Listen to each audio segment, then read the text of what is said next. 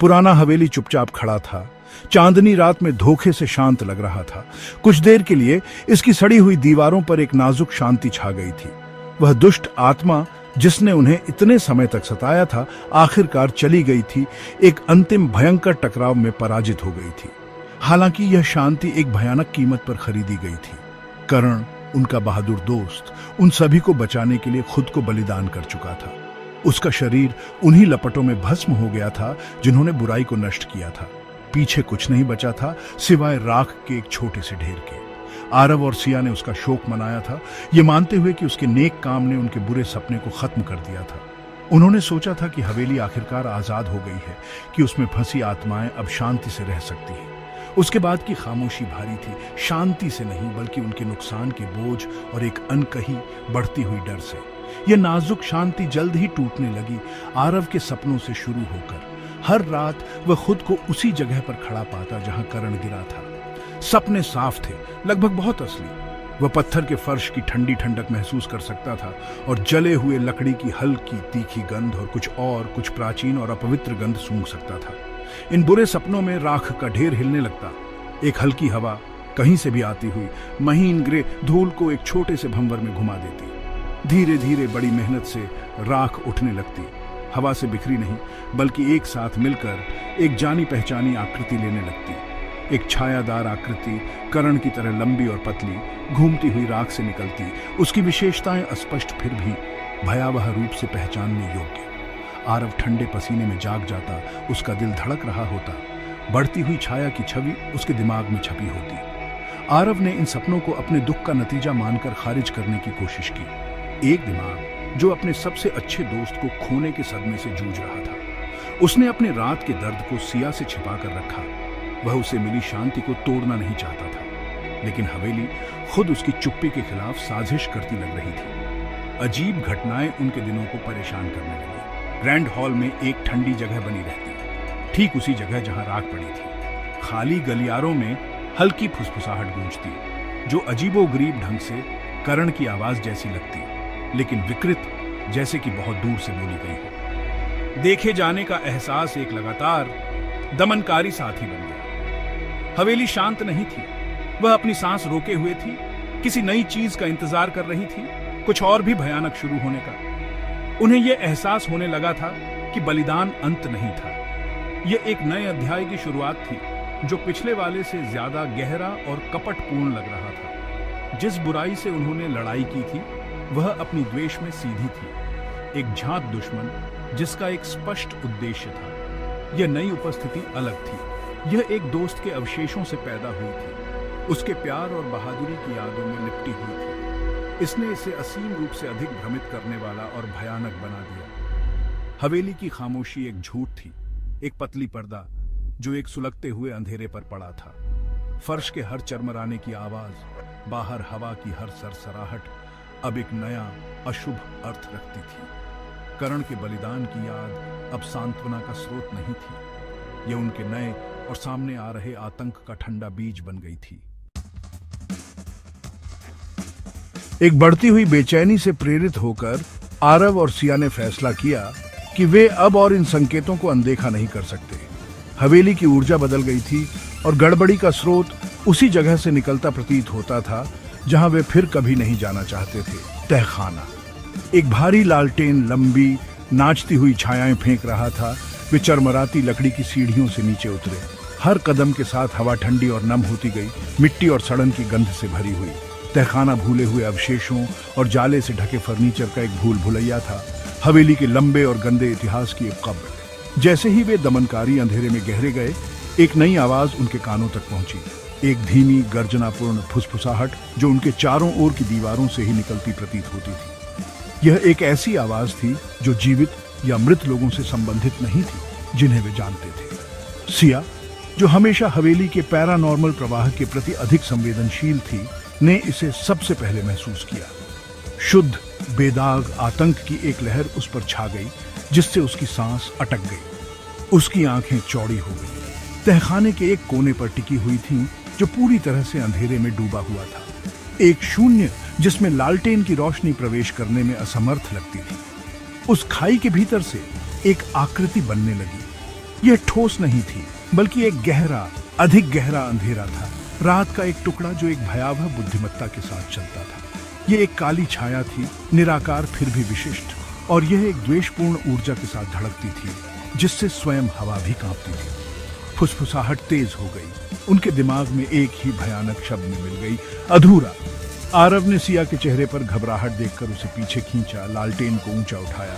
रोशनी तेजी से झिलमिलाने लगी, जैसे किसी अदृश्य शक्ति से लड़ रही हो। छाया थोड़ी पीछे हटी, लेकिन गायब नहीं हुई। ये रोशनी के किनारे पर मंडराती रही, एक शांत, मेनेसिंग पर्यवेक्षक। कमरे में ठंडक बढ़ गई, उनकी हड्डियों में घुस गई एक ठंडी उपस्थिति, जिसने दर्द और पीड़ा के अलावा कुछ भी वादा नहीं किया। यह वह भूत नहीं था जिससे उन्होंने पहले लड़ाई की थी। यह कुछ और था, कुछ पुराना और अधिक आदिम। यह प्राचीन महसूस होता था, एक अंधेरा जो हवेली की नींव के नीचे गहराई से सो रहा था, अब हाल की उथल पुथल और करण की बलिदानी मृत्यु की अनूठी ऊर्जा से जागृत हो गया था। तहखाने से भागकर उन्होंने भारी लकड़ी का दरवाजा बंद कर दिया। उनके दिल उनकी पसलियों से टकरा रहे थे। फुसफुसाहट बंद हो गई, लेकिन छाया की उपस्थिति बनी रही, उनकी आत्माओं पर एक ठंडा दाग। मुख्य हॉल की सापेक्ष सुरक्षा में वापस आकर सिया ने आरव की ओर देखा। उसका चेहरा पीला और उसका शरीर अनियंत्रित रूप से कांप रहा था। वह नहीं था, उसने फुसफुसाया। उसकी आवाज कांप रही थी, जो कुछ भी नीचे है वह करण नहीं है, वह कुछ और है, कुछ जो इंतजार कर रहा था। वे दोनों जानते थे कि वह सही थे। वे सिर्फ एक भूतिया तहखाने में नहीं थे, वे एक नई खाई के कगार पर खड़े थे, और उन्होंने वह अंधेरा देखा था जो अब उसकी गहराई में हिल रहा था, अपने गिरे हुए दोस्त की राख से सतह पर खींचा गया था। तहखाने में उनके भयानक मुठभेड़ ने उन्हें जवाब खोजने के लिए मजबूर किया। उस एक जगह पर जिसने उन्हें पहले जवाब दिए थे, हवेली के इतिहास की पुरानी चमड़े की बंधी किताब। उन्होंने सोचा था कि उसकी कहानी पूरी हो चुकी थी, उसके अंतिम पृष्ठ करण के बलिदान के साथ लिखे गए थे। लेकिन जैसे ही सिया ने अपने कांपते हाथों से खुरदरी कवर पर हाथ फेरा, उसे अपनी छुअन के नीचे एक अजीब ऊर्जा महसूस हुई। उसने किताब खोली और उसे आश्चर्य हुआ, एक नया पृष्ठ दिखाई दिया जो पहले वहां नहीं था। स्याही ताजी थी, पीले पड़े चर्मपत्र के खिलाफ एक गहरा काला लेख, जैसे किसी अदृश्य हाथ ने अभी अभी लिखा हो। लेख टेढ़ा मेढ़ा और फ्रैंटिक था, एक ऐसी कहानी कह रहा था जिसने उनके खून को ठंडा कर दिया और उनके गहरे डर की पुष्टि की। पाठ में एक वर्जित अनुष्ठान का उल्लेख था, एक काला जादू जो जीवन और मृत्यु के नियमों को तोड़ता था। इसने राख से जन्मी आत्मा का वर्णन किया, एक ऐशबॉर्न। प्राचीन लेखन के अनुसार जब एक आत्मा को महान भावनात्मक शक्ति की आग में बलिदान किया जाता है तो वह आगे नहीं बढ़ती, इसके बजाय वह अपने ही अवशेषों से पुनर्जन्म ले सकती है। हालांकि यह पुनर्जन्म प्रकृति का एक विकृति है।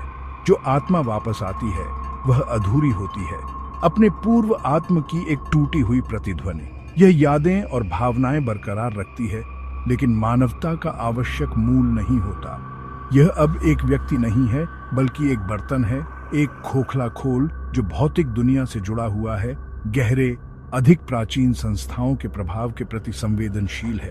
पृष्ठ ने समझाया कि ऐसी आत्मा एक संकेत है जो उन छायाओं को आकर्षित करती है जो जीवित दुनिया में पैर जमाने के लिए भूखी हैं।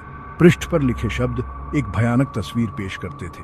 करण एक भूत नहीं था, उसका पुनर्जन्म हुआ था, लेकिन प्रक्रिया ने उसे टूटा हुआ, अधूरा छोड़ दिया था। उसकी आत्मा एक टूटा हुआ दर्पण था, उस व्यक्ति को दर्शाता था जो वह कभी था, लेकिन अब मौलिक रूप से बदल गया था। वह अब पूरी तरह से इंसान नहीं था। किताब ने चेतावनी दी कि एक ऐशबॉर्न आत्मा शाश्वत शून्यता की स्थिति में मौजूद होती है, एक शून्य जिसे वह भरने के लिए बेताब होती है। यह भूख उसे परजीवी संस्थाओं, गहरी छायाओं के लिए एक चुंबक बनाती है जो युगों से सो रही हैं। तहखाने में उन्होंने जो काली छाया देखी थी वह ऐसी ही एक इकाई थी जो करण के नए अस्तित्व की शक्तिशाली, अधूरी ऊर्जा से गहराई से खींची गई थी। इसने उसके साथ विलय करने की कोशिश की, उसके परिचित रूप का उपयोग पृथ्वी पर चलने के लिए एक भेष के रूप में किया। पृष्ठ पर अंतिम पंक्तियां एक भयानक भविष्यवाणी थी। ऐशबॉर्न चलता है, लेकिन वह अकेला नहीं है, उसकी छाया उसकी अपनी नहीं है। उसका दिल एक द्वार है और उसके माध्यम से पुराने वाले वापस लौटेंगे।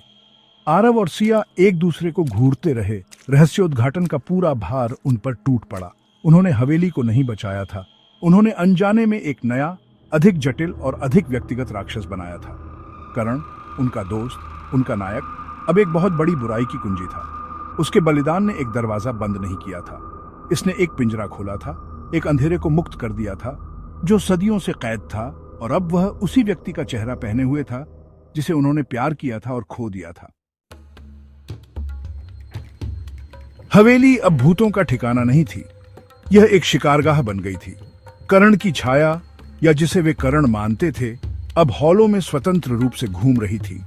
वे उसे पेरिफेरली देखते, एक फ्लीटिंग आकृति जो एक दरवाजे से गुजरती, एक धूल भरे दर्पण में एक प्रतिबिंब जो एक सेकंड देर से गायब हो जाता। उसकी उपस्थिति किताब की भयानक भविष्यवाणी की एक निरंतर परेशान करने वाली याद दिलाती थी। लेकिन यह एक दोस्त की आत्मा की गर्म, आरामदायक उपस्थिति नहीं थी।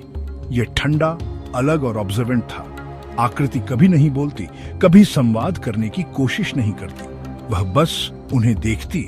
उसकी परिचित सिलुएट एक गहरे डर का स्रोत थी।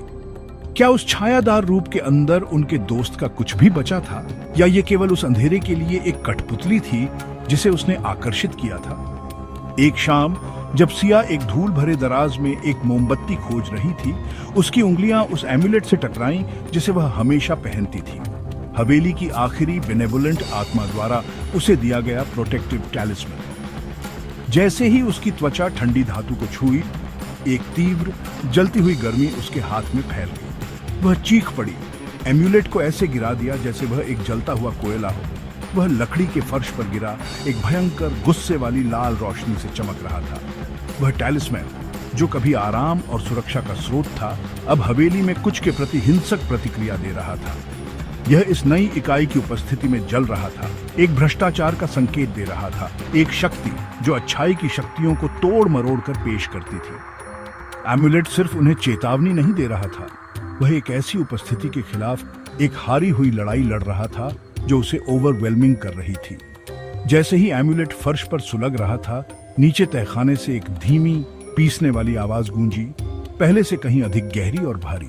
यह पत्थर के पत्थर से टकराने की आवाज थी।